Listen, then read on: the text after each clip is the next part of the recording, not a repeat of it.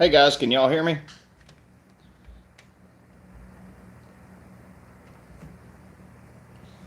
What's up? Murphy in the house, Bike, Terry, Joe. What's going on, guys? Everybody can hear me good?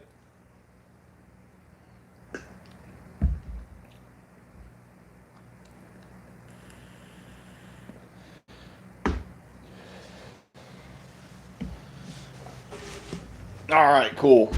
Yeah, we had a little delay getting started. YouTube updated my mobile app, and I couldn't see where you would go live anymore. It like disappeared. So I think I got it finally figured out. Dwayne Hess, Miramac, what's up, guys? Your leg, what's going on?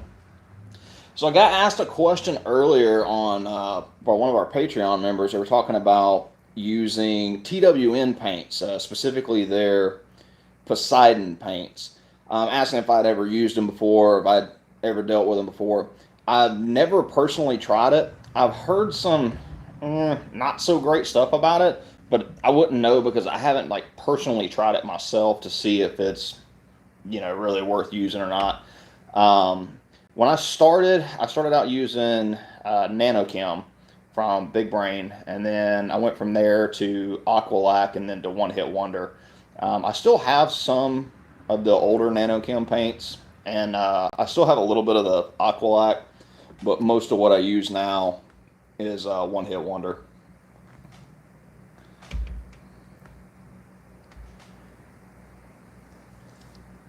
Arm is healing up good. It's starting to get some sun on it, so it went from like bright pink to purple the first time I took it out in the sun.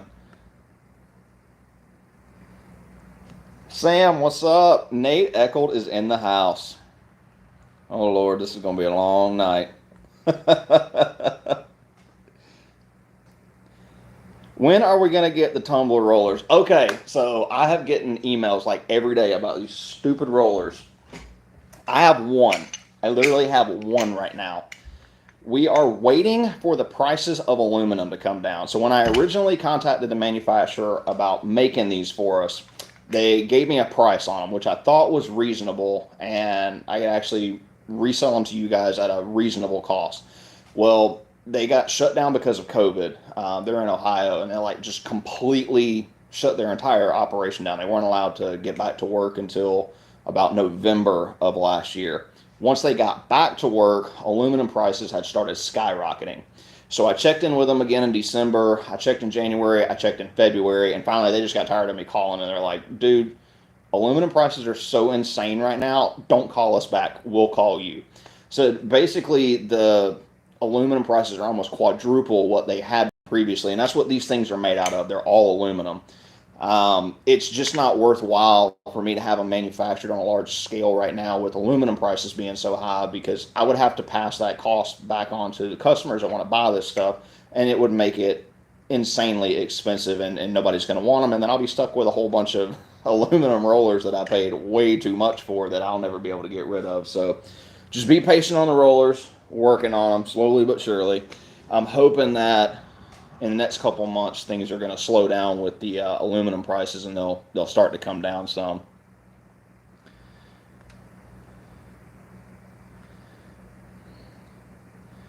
All right, Joe's asking, when is the optimal time after activation should we dip?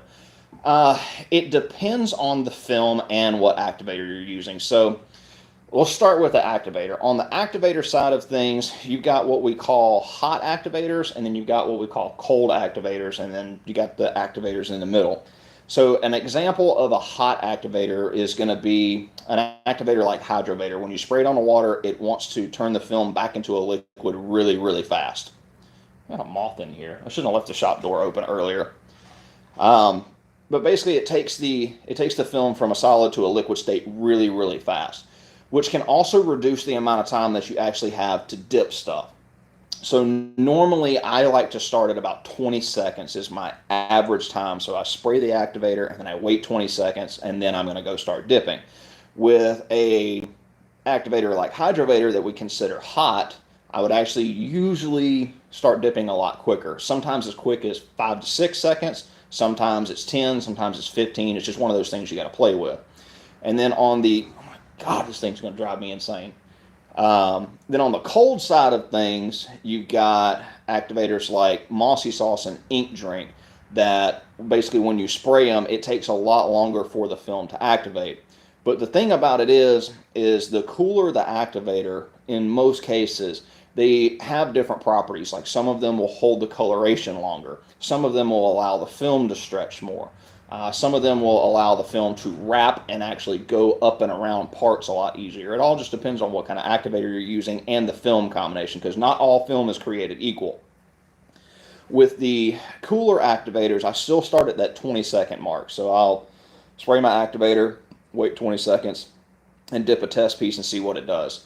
I've recently been experimenting with another activator that's out. It's the Dip Demon activator, and it likes to be, it's a little more on the cold side, so it likes to sit longer. Sometimes it's 25, 30 seconds. I know with some of the TWN activators, I've had to wait as long as like 40 to 45 seconds because they're really, really cold activators. They just take forever to get the film fully activated. So it really depends on the film combination along with what activator you're using.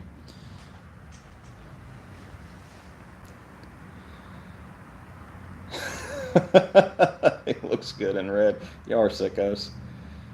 All right, so Milo asks, what is the most difficult dip that you have ever done? If you saw it on Instagram a couple weeks ago, I dipped the roof of an ATV, or like one of those little Can-Am side-by-sides. I'm actually doing a YouTube video on that, and that's why I was filming it. But it wasn't that it was a difficult dip. It was just a full body workout, because what people don't understand about big parts like that, hoods and roofs and gas tanks, is that once you get that stuff in the water, you're only going to get it to go so far before that stuff wants to float. So basically what I did was I got that hood, and if you go back on my Instagram or my Facebook, you can watch the video. I got it almost all the way down in the water, and I got to that last part, and it started pushing me back up. So I just kind of had to jump on it and slam it down in the water and hope for the best. And it was a pain in the butt. I had big parts like that. Ugh, they suck. I'm afraid it will be 4 years till those aluminum prices go down.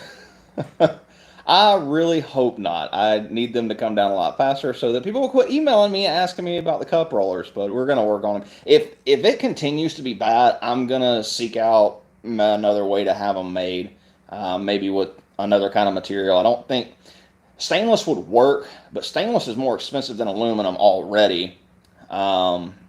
Maybe some type of polymer or plastic, I don't know. I would much rather have them made out of aluminum because they're easy for the manufacturer to bend everything and to get everything in place. They're easy to weld on. So we're just going to kind of play it by ear for a little bit longer and see what happens. Ernie asks, what direction would you consider the K2 activator? The Super Brew is probably in the middle. It's a little bit hotter than Mossy Sauce on some films, but it can also be a little cooler than Mossy Sauce on other films. It really just depends on the film. Usually the way you can tell is you can pick up a piece of film and you can tell how thick it is just by holding it. Really, really thick films like the black marble films that you guys see me use a lot, all the mossy oak films are what I consider very, very thick. And they usually take a little bit more activator, or they take a more medium to hotter activator to get them to activate in the time that you want. With thinner films like I know Dip Demon has, I just used one the other day, it's like a snake skin. As a matter of fact, I got it right here. This snake skin pattern is a really, really thin film, and you can see it, or yeah, I say see it, you can feel it when you pick the film up. It doesn't feel as dense, and you can kind of bend it a little bit easier. So, you know, it's one of those things, you just kind of got to play with it and see. But as far as Super Brew goes, Super Brew is about the closest I have ever seen to a one activator fits all solution. There are still some things that Super Brew does not work on, but it works on most stuff well enough to where you can figure out how to work around it. But that's what we just got to talking about this on Patreon the other day. Like, there is no one perfect activator. Ink Drink is a great activator. Mossy Sauce is a great activator. The Dip Demon activator is a great activator. They're all great. They all work, but they don't work on everything, which is why I tell people you got to have more than one activator in stock at all times, because you never know. And you might have a film like recently, Kryptek they have TWN that makes Kryptek. They recently changed their film. And before now, I used to use one mix of activator and it worked perfectly every time. And then they changed it a couple months ago. And now the film is different and it requires a whole different activator. Now you can use the TWN activators if you want. I'm not a big fan of their activators. I still to this day haven't figured out how in the world they get them to work. Best primer to use for metals, epoxy. That is the only primer you will ever need in hydro dipping if you're using urethane-based paints or water-based paints. With One Hit Wonder, you don't need primer, which is why I switched to One Hit Wonder, just because it makes my life easier. I turn over such a high volume of parts, I don't have time to mix up primer, go spray primer, wait for it to dry, and then go mix up paint, wait for it, spray it, and then wait for it to dry. That's why I like One Hit Wonder, not just because they're a channel sponsor, but it makes my life easier. But as far as urethane paints and water-based paints, the only primer I ever use is epoxy. Make sure it's a 2K epoxy primer. Do not go buy that Rust-Oleum crap that they claim to be epoxy, because it's not. The stuff in the spray can I think they call it like appliance epoxy or whatever. When you look at the side of the can, it even says that it's not epoxy. It is a what's the name? It's an enamel. It's an enamel-based paint. So, Joe, is there a list of what? I'm assuming you're talking about activators. No, there's not a list of activators with like a temperature thing going back and forth. Like these ones are hot, these ones are cold. Most of it just comes from experience. All right, so Alice is asking, I have had trouble with Ohw Flame Film being pretty tricky to figure out. If it's one of the colored ones, they are very, very picky about activator. They take more activator than you would think they do because they're completely colored. Like if you look at the film, there's no clear in it whatsoever. It's either got green, gray, and black, or blue, gray, and black, or red, gray, and black, whatever the the film color is. It's the whole entire sheet is just nothing but film, or I'm sorry, the whole piece of film is nothing but ink. So it takes more activator than you think. The tricky part with that is it's like from here to here is underactivated. And then you get that right where you're about to be activated enough. You've only got about that much for perfect activation. And then from here out, it's overactivated. So it's just one of those things you got to kind of practice with. I was talking with another one of our patrons the other night having some activator issues. And what I'm seeing is with activator speeds, people that like to do one pass, they have a hard time either slowing down their activator passes to get enough activator on, or they try to do two passes like they see me do a lot in my YouTube videos, and then they wind up putting way too much on. So the thing to remember is when you have a film that, especially when they underactivate like that OHW film, I know exactly which one you're talking about. They all seem to underactivate a lot because you're not putting enough activator on it. If you're doing, the one pass and that's not enough, you've got to learn how to slow down those passes without slowing down so much that you stagger or kind of stutter while you're moving.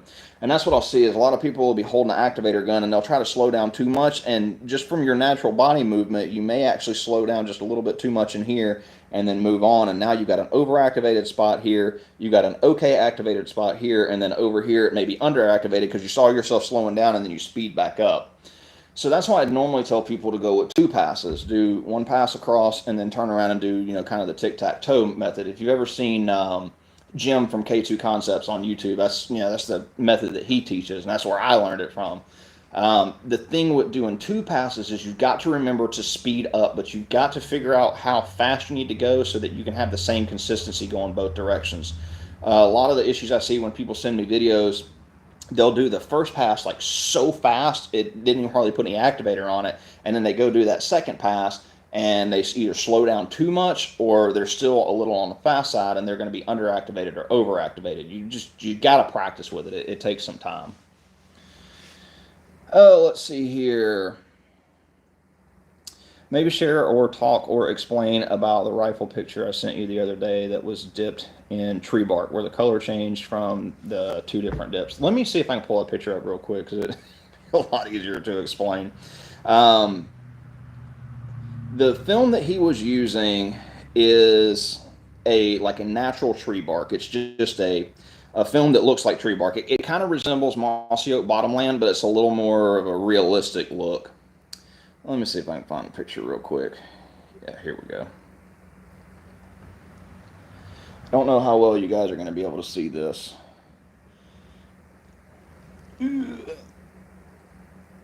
But you can tell in this picture that on each side of the dip, you've got two different colors. So on one side, you've got some nice, really dark blacks and kind of a grayish green color. And on the other side, it looks really, really faded. So the thing with films like that, if you're going to double dip them, you have got to make 100% certain that your activator passes were the exact same on both sides. You've also got to make sure that you dip at the exact same time on both sides, and you got to make sure that you soak them at the exact same amount of time on both sides. If there's any variation between the two on films like that that are very activator sensitive, you might wind up with the same issue that he had, where you have a light side and a dark side. I have had it happen to me before, and when you have that situation, you got to redip it. There's no if, and, or buts about it. It kind of sucks, but that was I think DJ's issue when me and him were talking back and forth through Messenger was not enough activator on one side and just enough activator on the other side. Fire Ant, my ginger friend, is on here. Say hello to Fire Ant, everyone.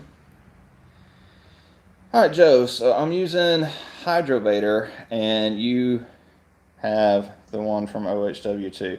Okay, this is just my opinion to everybody. I know everyone is partial to brands and stuff, and this is like arguing Chevy versus Ford. But in my experience, I've been doing this for a while, and I do a lot, but in my experience, the only thing in the world Hydrographics is good for is killing weeds in your yard. It is way too hot of an activator to use on really anything. You may be able to get it to work on something simple like black marble and like maybe some custom films and stuff like that, but I don't even mess with custom films. But Hydrographics is just, it to me is not the best activator out there. It's too specific on how quickly it needs to be dipped or how much you need to put on there. It's very easy to over activate with Hydrographics, and it's just, there's more issues with it than there is positives from it. You would be much better served investing in some Super Brew, One Hit Wonder, Ink Drink, and Mossy Sauce, or even the Dip Demon Premium Blend. The next one I'm going to try is the Liquid Concept Activator. I've been hearing a lot of good stuff from people about it. I'm actually going to try their custom film too. I don't want to because I hate custom film, but I am going to be trying it soon too. But there's just not that one perfect activator. I hate to tell people that, but you got to have a couple in stock so that you can play around with them and see which one works best.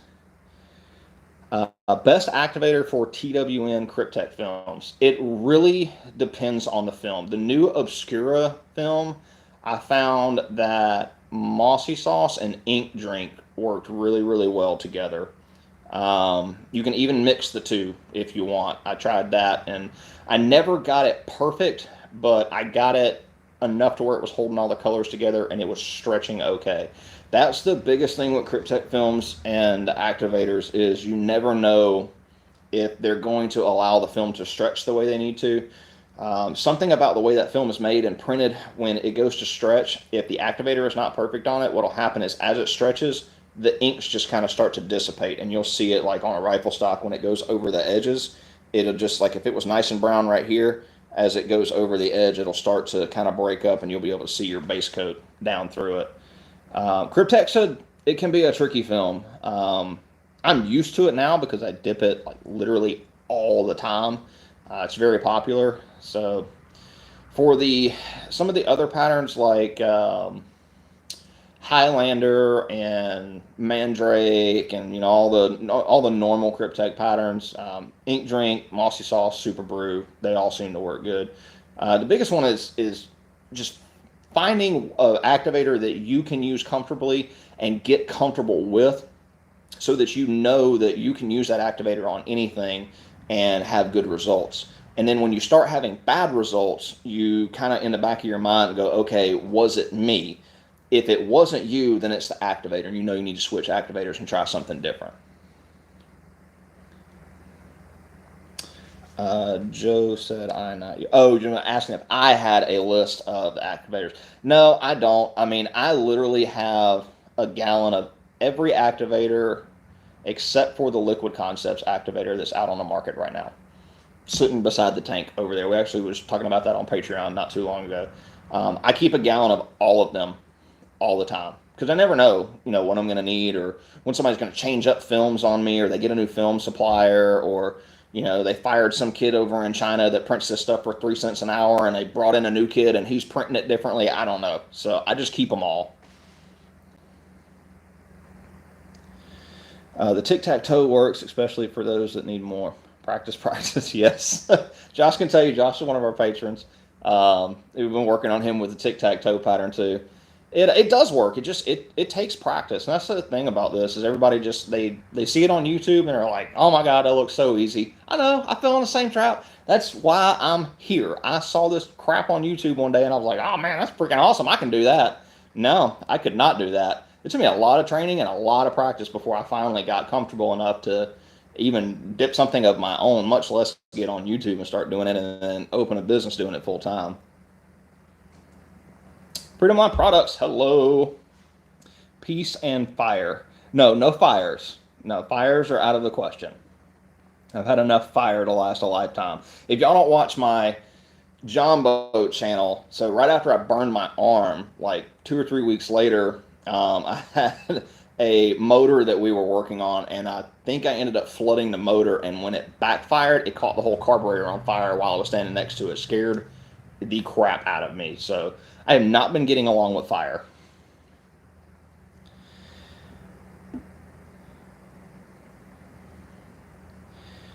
Ernie says, even though no activator works best for all films, which activator would you say is the best general all-around one that's the happy medium in your opinion? There are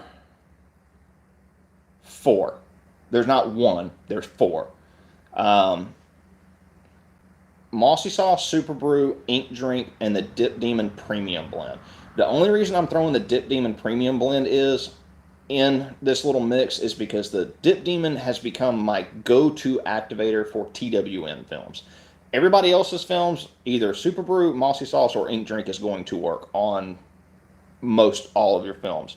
TWN, for some reason, some of their films just like you need a different activator, and I've tried their activators with some success, but so far I found the Dip Demon, the premium blend, seems to work best on them. The Obscura is a cool pattern. I was using the TWN activator. Blaine, were you using the NJM 2010? I think it's what it's called, because that's the one that I tried on it, and the effect I was getting is like the coloration looked perfect. All the pattern stayed together the way it was supposed to. It just would not stretch. And I even let it sit on the water for like 30, 35 seconds, and it still did not want to stretch like at all. So I finally gave up to it, gave up on the TWN activator and went back to the Dip Demon Premium Blend. Terry says, I'm comfortable with Liquid Concepts activator, use it about 90% of the time. Yeah, Terry, you're actually one of the people that told me about it, and quite a few other people from YouTube. I had some people from Patreon talk about it. I actually talked to Liquid Concepts not too long ago, so I was talking to them about some custom film and asking them, like, what's the deal with y'all's activator? I'm hearing a lot of good stuff about it. So whenever I order some custom film from them, I'm going to order some of their activator and just try it out and see what happens. Loving the Veil Camo line. I just did another Veil Camo not too long ago, or I think it was this past week. And I posted a picture of it over on, or maybe I haven't yet. I don't know. I got so many pictures saved up to put on Instagram. If I haven't already, I've got a new Veil Camo pattern that I need to put up on Instagram. It's called the Stoke pattern. It kind of reminds me of that Sitka. It's got the same coloration as the Sitka camo. But it's pretty cool, so I'll have to post some pictures of it if I haven't already. I think I have, but I'm not sure. Patrick asked, where do you get the large rolls of film? Depending on the film. So most of the big camo brands are licensed through TWN, so that's going to be like ATAX, Camo, Multicam, Kryptek, Next Camo, Moonshine Camo, which is who makes the Muddy Girl and Muddy Girl Serenity. All those you have to buy from TWN. Like, you don't have a choice. You can buy some Chinese knockoffs of those films from like eBay and Amazon. I wouldn't recommend it though, because you'll be wasting your money, because I've tried some of those knockoff films and they suck. Just buy the real stuff from TWN and learn how to use it. Other camos and some other films are licensed to Big Brain. Their big one is Mossy Oak. And then they also have some other ones. They have some Sean Naughty films. They have some Hydro Monkey films that are licensed to them, just depending on what you're looking for. And then, like, I don't do Realtree, but Realtree has their own company that they deal with. I can't even remember the name of it. It's like Immersion Graphics or something like that. I'm probably calling it wrong, but they have their own company. But I buy from everywhere. I mean, I get orders in what people want, something that they found online, and I'll just go order it from wherever. I don't have a particular preference. One Hit Wonder sells it. Big Brain sells it. TWN. Liquid Concept sells a bunch of it. PA Hydrographics, which was recently purchased by somebody else. I can't remember if they're changing the name. I know it's Roy. His name is Roy. I follow him on Facebook. We've been friends for a while, but I can't remember if he's changing the name or not. But I think it's still staying PA Hydrographics. He sells film.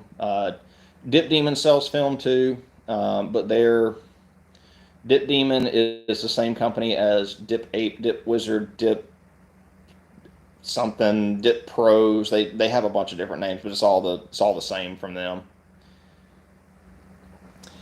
Alex says, literally my brother and I, until we started, we were like, damn, this is actually way harder. Yeah, it is. It's way harder than it looks on YouTube. And it's funny because, like, I have so many people that either call me to send me projects, or they come to the shop to bring me projects that they have tried to dip themselves. And it's like I tell people all the time, like, I cannot express this enough. If all you want is a couple of little things dipped, it is not worth it to try to figure out how to do it yourself, because you're going to spend a couple $100 at least, minimum, in materials just trying to figure out that you don't know what in the world you're doing. And then once you figure out that you don't know what you're doing, you're going to go to YouTube, and you're going to go on the K2 Concepts forum and every other place that you can find information. You're going to spend hours and hours and hours doing research, and then you're going to have to order $100 more worth of products and materials and film and paint just to go try it out again, and still realize that you don't know what in the world you're doing. So that's what I tell people, like, if it's just a couple little things you're interested in doing, go sign up for our Patreon. Take one of the basic classes and see what it's all about. And if it's not, then just pay somebody to do it. It's usually a lot easier and a hell of a lot less frustrating. But if it's something that you're, like, really wanting to get into, invest in some training. Like, even our online training, like, it ain't the best thing in the whole world. I know a lot of people enjoy it, especially since you get, some one-on-one time with me where I can actually, see what you're doing and walk you through it. But there is nothing that will ever replace somebody standing there holding your hand, sitting by your side, and telling you what you're doing wrong or what you're doing right, and actually seeing it. Because you guys only see a certain amount of it on the YouTube videos, and even on Patreon. I mean, I try to show them guys as much as I can from different angles and talk them through stuff more than I can on YouTube. But y'all don't see but, like, maybe about this much of the entire process.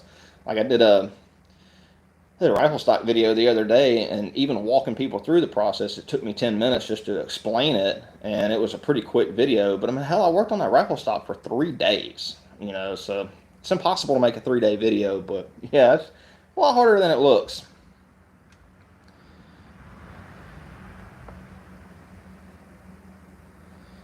Patriot Shield Millwork says, your arm is looking a lot better, by the way. Thank you. It's not as purple as it was when I went out in the sun the other day. It's starting to actually get some color back to it, but it's getting there. Thank you, though. How long do you need to wait after painting? I just hydro dipped a part with the OHW kit. The part came out sticky and stayed that way. Maybe I put the wrong amount of activator. Please help. Thank you. Okay. With One Hit Wonder paint, you can dip as soon as it's dry. Depending on the temperature, like right now it's 75, 80 degrees here in Georgia.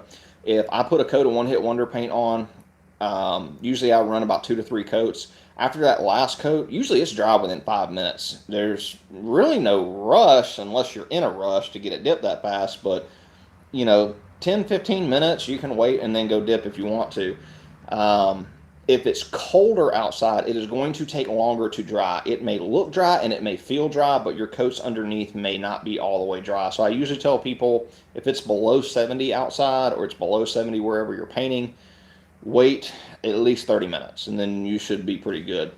When it's warm outside, like I know this summer when it gets to be 100 degrees in Georgia, I can spray the last coat, and by the time I get done walking from the paint booth in here, it's already ready to go. Like it literally dries that fast. With urethane paints, like the Nanochem, and let's see who else makes popular urethane paint. I don't even know, that's the one that I use the most, but like any kind of urethane based paints, or those of y'all that are using car paints, even though I tell people not to and they don't listen to me, usually 20 to 30 minutes, and then they're usually ready to dip. Just depending on how much paint you put on it. You just want to make sure that all of your coats are completely dry before you dip. As far as your part coming out sticky, you probably more than likely had an issue with your activator. If it was sticky and like you could touch the part and you could leave a fingerprint in it, that means you overactivated it. It may not show on the part that the pattern looks funky, but if it's sticky to the touch, then you had too much activator. Blaine says, yeah, I used a lot of film practicing. So did I. Luckily, film is the cheapest part. I know people don't believe me when I tell them that, but film really is the cheapest part of the entire hobby. You look at the amount of film you use to dip, something small like a speed shape or a mag or little small gun parts or whatever. They're nothing compared to how much paint you go through, how much clear coat you go through, how much tape you go through, all the other stuff that comes along with it. But yeah, film's the cheapest part.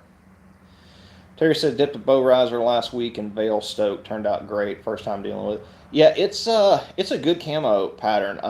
We don't get asked for it a lot here in Georgia because it's more of a Midwestern mountainy type camo. It's got that kind of, I don't know, whatever the hell the mountains look like. You know what I mean? We don't have that down here in Georgia. We get asked for the regular stuff, regular hunting camos. So I've dipped it three or four times now, and it looks pretty cool. I don't have any use for it here, but I do get asked about it. I like that one, and I also like the Tactical Black. I did a video a while back on a shotgun that I did in the Vale Tactical Black. I think it's a pretty cool camo pattern too. Found some Realtree Midnight. Haven't tried it. Good luck. I have never personally done Realtree. Mostly because I like mossy oak camo, but I don't get asked for it a whole lot. And from what little bit I have heard from other people in the industry using it, the Realtree film is very, very difficult to figure out. It likes a certain amount of activator, and I don't know what activator brand it likes the best. But I know a lot of people who have had a lot of frustrating time and effort put into trying to figure out how to dip Realtree correctly. Some people got it, some people don't. I don't get asked for it enough for me to take the time to actually try it out. So I don't do it. I stick with mossy oak and one of the hundreds of other camo patterns that we have. Matt asked, how is the John boat going? Which one? We have 3 going on right now. They're all going slowly but surely. We caught a motor on fire a week ago. So I just got in some new shiny parts for it, so that'll be going up on the John Boat channel soon. I'm working on the interior of the big boat, the Project Bottomland Bateau. I'm working on it now, so hopefully in the next month or so when I have time, we'll get it done. Ernie says, for someone trying to start a business doing hydro dipping, what a way to get yourself out there.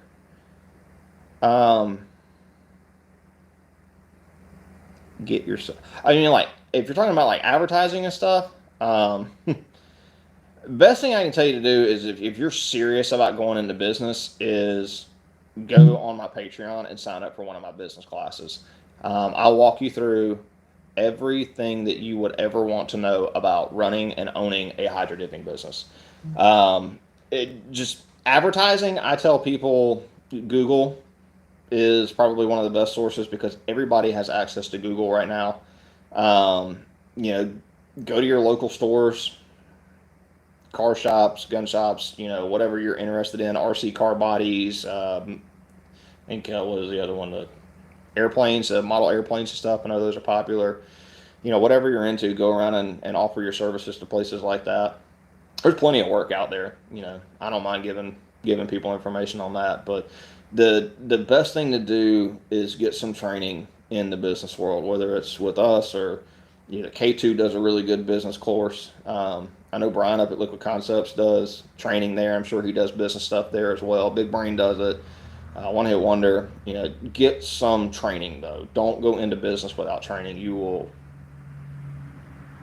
be sadly mistaken if you think that you're going to do well in business without training. And the cool thing about training is it teaches you how to deal with stuff that you would not know how to deal with had you not been to training. You're going to run into situations hydro dipping, especially in business where you got people bringing you all kind of random stuff, that you're going to run into issues and you're not going to know what to do, and you're not going to know who to call. And not everybody is as willing to give out information. I know me and Brian from Liquid Concepts, he does a lot of YouTube videos too, and he's always trying to help people as well. But there's just not a whole lot of us out there that are willing to give up information. You know, and that's why I kind of went to the Patreon thing, so because there's just some stuff I can't talk about on YouTube. It became a thing where I had to look at what was worth my time as far as making videos, and there's a lot of stuff that people just didn't find interesting. Business is one of those things, so I don't do a whole lot of business talk on YouTube anymore. I just do my videos. I do just a tip video one week, and I do my little project videos. That's just to help advertise for the business. But other than that, I don't give a whole lot of business advice on YouTube anymore. But Patreon is, you know, even for just a couple months, it's a cheap investment. At least get you started.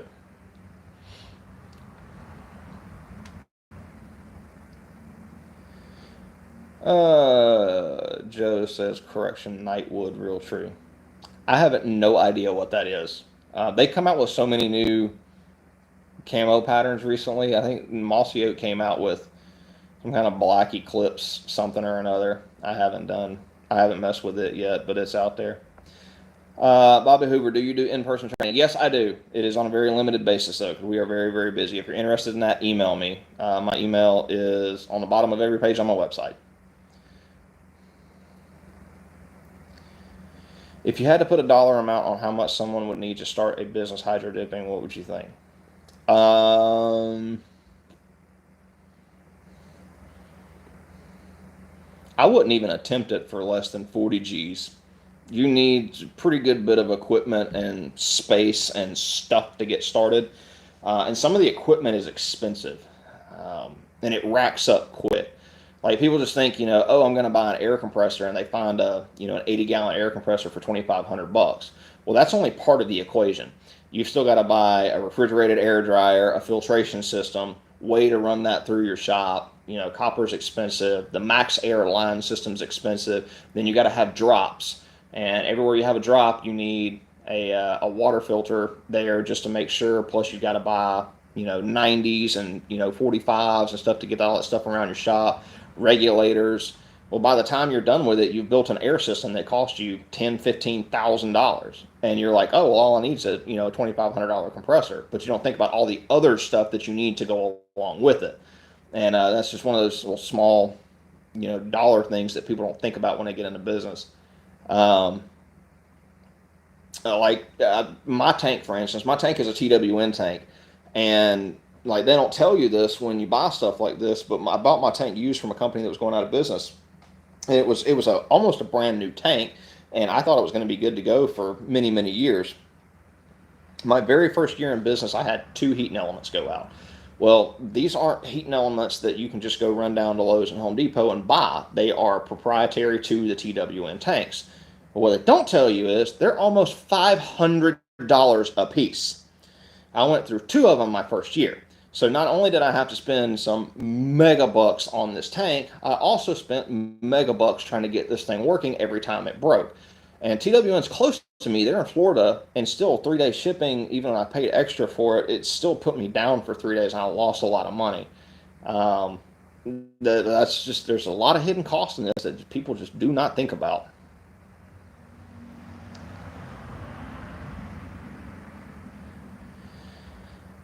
Patrick asks, are you still thinking of doing a live video as you dip some parts? Yes, I was actually planning on doing that at some point. The only reason I'm doing a live tonight is because I've been so insanely busy the last week and a half. I haven't had time to sit down and edit any videos for the YouTube channel. And I've only got like a couple more days of actual work here in the shop, and then I leave to go out of town for a YouTube event. And I'm going to be gone for 3 days, and then I'll be back on a Monday. So what I'm trying to do this week is, if I can, go ahead and get my video ready for next Monday, so you guys will actually have a Just a Tip video next Monday. And then when I get back, I can start working on some other stuff. I've got one video where we dipped a couple Rudy Tooties and a helmet that I'm going to get out at some point. And then I did a really, really big project with the Can-Am side-by-side ATV thing that looks like a small Jeep. We got that coming up soon too. I think my next Just a Tip video is going to be over jigs and how I hold stuff in the paint booth and how I hold stuff in here, because I've been getting a ton of questions about that through messages and comments on YouTube. So I want to go through all that stuff.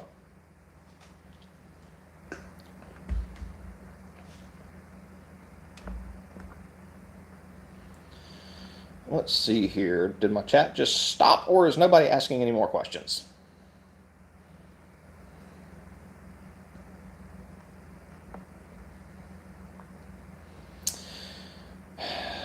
What is some of the easiest stuff to dip versus the hardest stuff to dip? Oh, it's Jamie. That's my sister. Hey, Jamie. Easiest stuff to dip.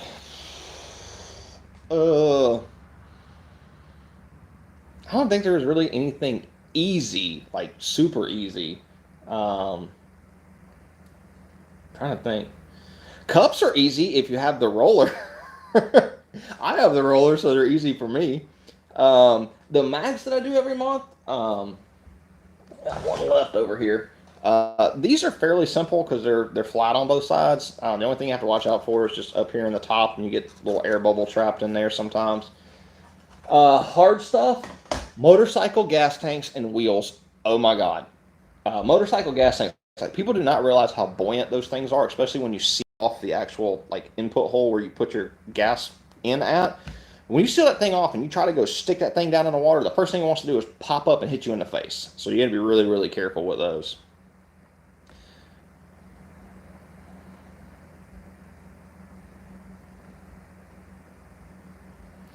Is there a way to dip pews without double dips and flips? Unfortunately, if you want it to look good, no. I have tried doing the roll or the flip. The thing I don't like about it is, and this is because I do get asked this question a lot. So if you go in, like this, and you get it halfway, and then you slowly do this little roll over like this. The problem I have with it is when you get down in the water, you get that halfway point right here. I never seem to get a really, really straight line straight down here. It's always kind of wiggly.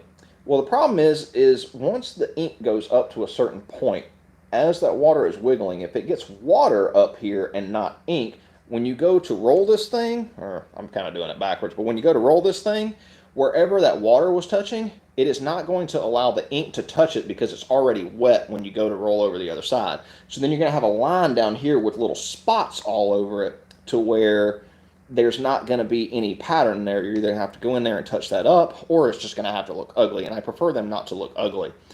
The other big thing with it is, for some reason, I don't know why, but in the last, I don't know, 5-6 years, everybody has apparently grown to have problems with sweaty hands, because the gun manufacturers these days are making these things like sandpaper and concrete on the sides.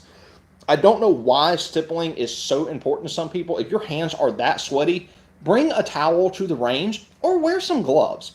But they are getting some insane stippling on these guns these days, and it is just about impossible to, even sometimes double dipping, to get all the ink down and all that stippling and stuff. On this Glock, you can kind of see here on the back, even though I did a, you know, what do you call this, an overlap on here, you can still see that there's some little spots in there that didn't get covered all the way. And it's just one of those things where you have to go in there and touch all that kind of stuff up, and it gets to be a pain in the butt. So when I dip objects like that have that deep stippling in them, you see me, if you watch on my videos, you see me, I'm holding almost 90 degrees, and I am like back feeding it into the water the entire time.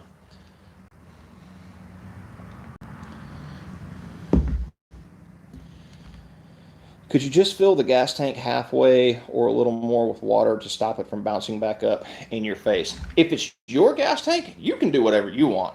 I'm not putting water in any of my customers' gas tanks because those gas tanks are usually made out of steel. And when they touch water, they rust. And it is just about impossible to get all the rust out of the inside of a gas tank on a motorcycle tank without damaging the paint after the fact. You can use some harsh chemicals and stuff, but I don't do it. I seal them off, and just, you got to get in there and just get those gas tanks in there, and you got to shove them under the water.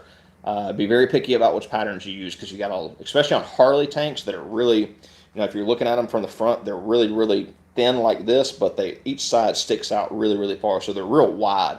So when you're looking at, like if you're looking at the front of the motorcycle like this, the tank kind of goes whoop, and they're real wide. You got to go from the bottom all the way around to the top. So if you try to dip it, wish I had one in here, but so if this is the side of the gas tank and you're going in like this, you've actually got to put it down in the water and roll it a little bit. And whenever I get a motorcycle tank in that we're doing, I'll do a video on it so you can see it, but they're a pain in the butt. All right, can you explain your ghost seam and how it works? I've done two-sided cups on all. Yeah, let me grab some tape. I can actually show you.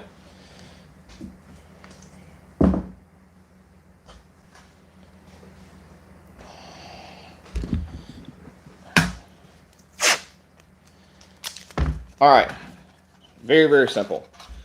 Let's just gonna do this, all right? On your first dip, all you're gonna do is take your tape, run it down the side, all right? You press it at about the halfway point, right there. It don't have to be pressed down very hard. I'm not putting a lot of pressure on this, but this is what it looks like. That little piece hanging up right there.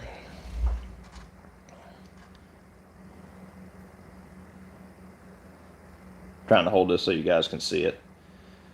All right, so basically all you're doing is you're creating something for the film to hit, which is going to be this little piece right here.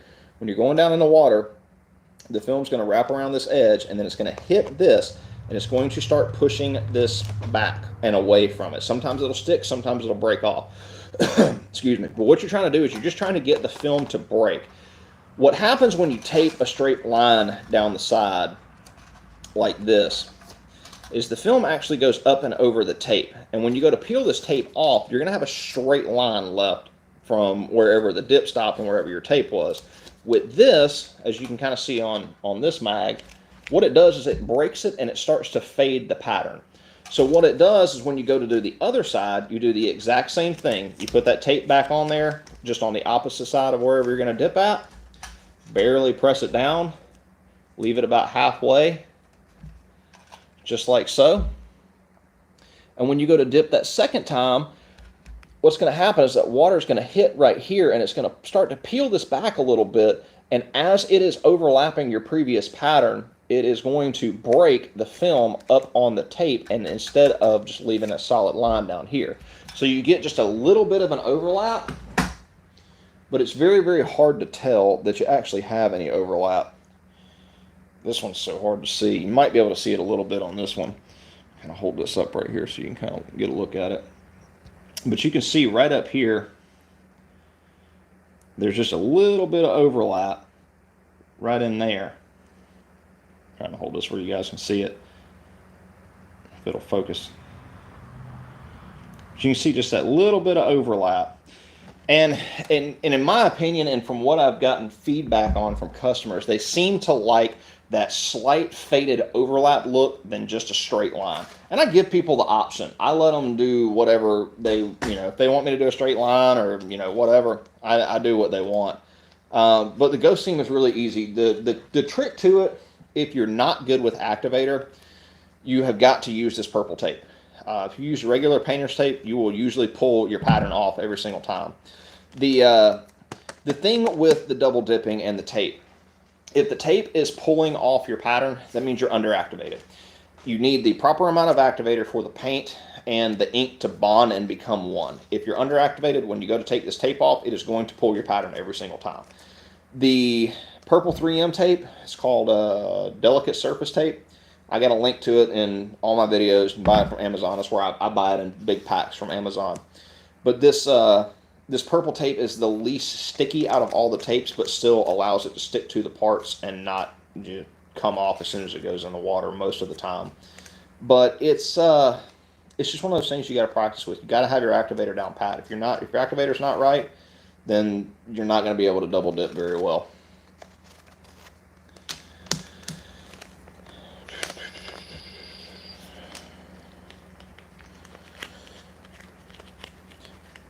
Why do you say not to tape the edges of the film even though the film manufacturers say to do so? Here's why. Go to a film manufacturer and go see what they do for a living. They make film for a living. They don't hydro dip for a living. Go to a hydro dipper and see what they do for a living. And then you'll know why we don't tape film. It's the film manufacturers most of the time don't know what in the hell they're talking about. They're over in China. They do whatever the hell they can get away with over there. I don't know what all they do over there. They've got some different processes. But I know here in the States, taping film causes more headaches than it does solve issues. And I see a lot of people that will send me pictures and videos on Instagram, Facebook, or Patreon that are having problems. And that's one of the first questions I ask them is, did you tape the film? Or I'll look on the the video and I'll see that they taped their film. I'll take that tape off and I guarantee your problem will go away. And then they take it off and voila, it's gone. Pews, uppers, lowers with extra contours, and you're double dipping. What's the best angle to go in to allow ink to flow into those contour recess areas? Almost 90 degrees. If you go back and watch like any of my mag videos, you'll see when I go in the water, so saying I'm dipping this like this, when I go in the water, I am just barely tilted forward. If this is the surface of the water, when I go in, I'm going in just like this, and I'm feeding it the entire time. That is the only way you will ever get the pattern to go up into those deep recesses and stuff like that. And it doesn't work with all patterns. It really depends on the quality of the film. If you got a film that doesn't want to stretch and go into little recesses like that, there's nothing you can do about it. You're going to have to touch it up by hand. Have you ever dipped, hold on. Have you ever dipped any 3D printed parts? And if so, is there a special process you would use for dipping such things? Yes, I have. I've dipped quite a few 3D printed parts. I did one for a guy that made some of his own custom car parts not too long ago. It depends on the material that they used for the 3D printing. If it is most of your ABS type plastics or your polymer type plastics, you have to check them and make sure they don't need to be flame treated. But as far as the process goes, the only thing I've ever had to do is like a bunch of hand sanding to get those things nice and smooth. Usually when people bring me 3D printed stuff, I will tell them to take it back home and smooth it out themselves until they're happy with it, because I don't have time to sit around and hand sand stuff for hours and hours and hours on end. I've done it a few times, but I don't prefer to do it. But as far as anything special, no. If you're going to use a urethane-based paint, make sure you epoxy prime it first. If it needs to be sanded in between the primer and the base coat, do that. If you're using One Hit Wonder, scuff it up real good. We'll clean it first. Degrease it, clean it. Scuff it up real good. Make sure it's clean. 3 coats of One Hit Wonder, and bam, go to dipping.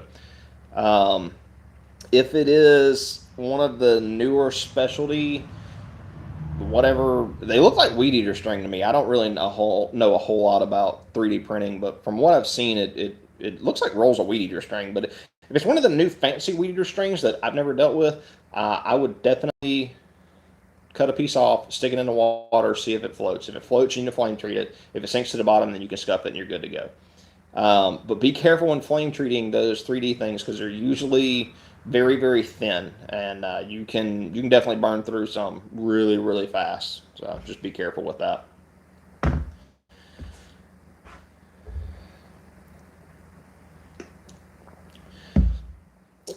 All right, guys. Well, if we don't have any more questions, I am going to call it a night. I've got to go finish up some emails and stuff for the evening. But if you guys have any questions, leave them down in the comment section below. Once I post a video, I check them, usually about every day or two, and I'll try to get on here and answer any questions that we missed. I do have another like top 5 video coming out soon, probably the top 5 questions I get asked most often, and I'll have some examples of stuff. Why don't you try to advertise your business with other YouTubers like Demo Ranch and Brandon Herrera? I have. Just about every major YouTuber out there I have reached out to at one point. Basically, the big name YouTubers that haven't spoken to, they're all about money.